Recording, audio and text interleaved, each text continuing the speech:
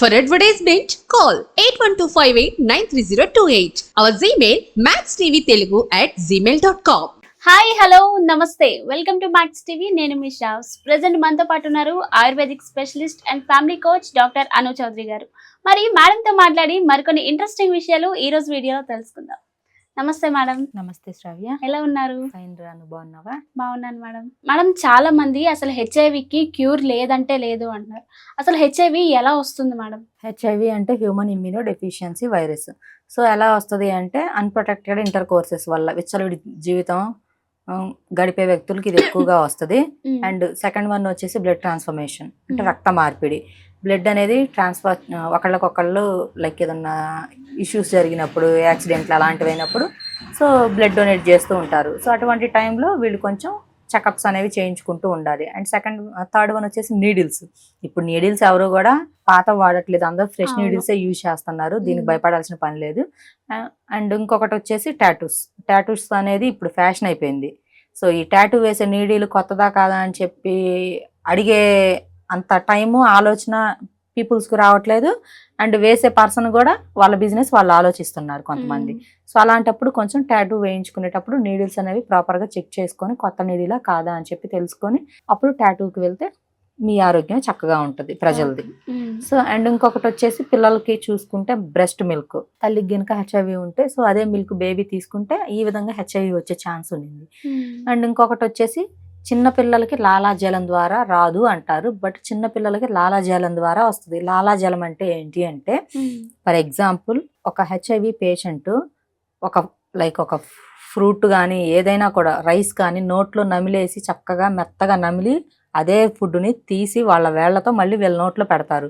So అలాంటప్పుడు వాళ్ళ నోట్లో ఉండే లాలాజలం ఏదైతే ఉంటుందో సో దాని ద్వారా పిల్లలకు వచ్చే ఛాన్స్ అనేది ఉంటది, పెద్దవాళ్ళకైతే రాదు. ఇది మెయిన్ రీజన్స్ హెచ్ఐవి రావడానికి. మేడం, మరి ఈ హెచ్ఐవిని ఎలా కంట్రోల్ చేసుకోవాలి మేడం? సో ఫస్ట్ హెచ్ఐవిని కంట్రోల్ చేసుకోవాలి అని అంటే మన లైఫ్ స్టైల్ ని చేంజ్ చేసుకోవాలి. అండ్ వాటితో పాటు హెచ్ఐవి ఉన్న పీపుల్స్ ఎవరైతే ఉంటారో ఉన్న పేషెంట్ వీళ్ళు ఇమ్యూనిటీ ఉండే ఫుడ్ తీసుకోవాలి. ఈ హెచ్ఐవి అనేది ఇమ్యూనిటీ మీద దెబ్బతీసే వైరస్. సో ఇమ్యూనిటీ ఉండే ఫుడ్ ఏది అని మనం మాట్లాడుకుంటే నాన్ వెజ్ ఎక్కువగా తినాలి, ఘీ ప్రొడక్ట్స్, మిల్క్ ప్రొడక్ట్స్ ఎక్కువగా తీసుకోవాలి. అండ్ వాటితో పాటు మంచినీళ్ళు ఎక్కువగా తాగాలి. కొంచెం మెడిటేషన్ చేయడం, యోగా, మెడిటేషన్ లైక్ కొంచెం వర్కౌట్స్ చేయడం ఇలాంటివి ఉంటే శరీరం కూడా వీళ్ళకి కొంచెం లైక్ పీస్ఫుల్గా ఉంటుంది, బాడీ అంతా కూడా ఫ్రీగా ఉంటుంది, తీసుకునే ఫుడ్ కూడా ఫాస్ట్గా డైజెస్ట్ అవుతుంది. సో నాన్ వెజే ఎక్కువ ఎందుకు చెప్తున్నాను అంటే మనకి నాన్ వెజ్లో విటమిన్ B12 ఎక్కువగా ఉంటుంది, అది కూడా రెడ్ మీట్లో ఎక్కువగా ఉంటుంది. సో ఇలా రెడ్ మీట్ తీసుకోవడం వల్ల ఏంటంటే B12 ఎక్కువగా ఉంటే immune cells like CD4 cells అనేవి పెరుగుతాయి. CD4 సెల్స్ పెరిగాయి, ఇమ్యూన్ సెల్స్ పెరిగాయి అని అంటే బాడీలో వైరస్ అనేది తగ్గుతుంది. సో అప్పుడు మనం హెచ్ఐవిని మనం కంట్రోల్ చేసుకోగలం. మేడం, ఇప్పుడు హెచ్ఐవి వచ్చిందనగా చాలా మంది పేషెంట్స్ ఇంకేం దిక్కులేదు, మేము ఇంకా చచ్చిపోతాం అనే పాయింట్ ఆఫ్ వ్యూలో ఉంటారు కదా. మరి ఈ హెచ్ఐవి నుంచి భయంతో ఉన్న వాళ్ళకి మీరేం చెప్తారు మేడం? ఫస్ట్ హెచ్ఐవి వస్తే చచ్చిపోతాం అనుకోవడం అది వాళ్ళ పిచ్చితనం, మూర్ఖత్వం. ఏ జబ్బుకి కూడా చావే మార్గం అని చెప్పి వాళ్ళకి వాళ్ళు డిసైడ్ చేసుకుంటున్నారు చావే అని చెప్పి. క్యాన్సర్ వచ్చినా హెచ్ఐవి వచ్చినా కూడా అది రాంగ్. ఫస్ట్ మన మైండ్ సెట్ ని బట్టే మన బాడీలో జబ్బులు అనేది రావడం జరుగుతుంది.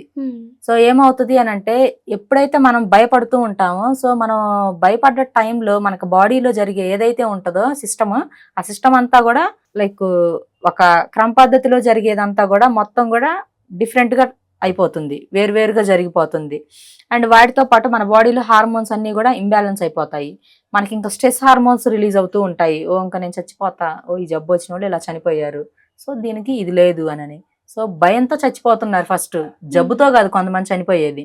సో ఫస్ట్ భయాన్ని తగ్గించుకొని చక్కగా మంచి ఫుడ్ తిని నాకేం అవ్వదు, నేను చక్కగా బతికే ఉంటాను సో అనని మన మీద మనకు నమ్మకంతో మంచి ఆహారాన్ని తీసుకుంటే హెచ్ఐవి కాదు ఏ పెద్ద జబ్బు వచ్చినా కూడా ఎవరు చనిపోరు. సో ఫస్ట్ దీనికి మనకి విల్ పవర్ అనేది ఇంపార్టెంట్. మన మీద మనకి నమ్మకం, ధైర్యం ఉండాలి.